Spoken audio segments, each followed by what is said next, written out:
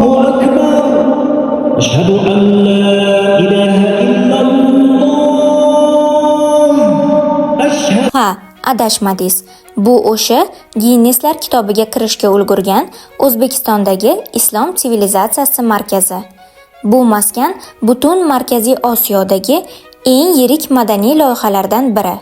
8 yildan ortiq vaqt davomida 4000 dan ortiq mutaxassislar turli davlatlardan kelib qurilishda ishtirok etgan.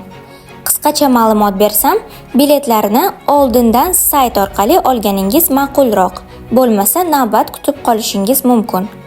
Ishlash soatlari va narxlarni izohlarda batafsil yozib qoldiraman. Aytib o'tish kerakki, bu yerda nogironlar aravachasi bilan bemalol harakatlanish imkoniyati bor. 80 ming yillik tarixga ega qadimiy artefaktlar, interaktiv time kapsullar va hatto sun'iy intellekt orqali hikoya qilinadigan tarix. Eng asosiy xazina 7-asrga oid Usmon Qur'oni, dunyodagi eng qadimiy qo'lyozmalardan biri va uning ustida og'irligi 50 tonna bo'lgan 1,6 million Swarovski kristallari bilan bezatilgan lyustra.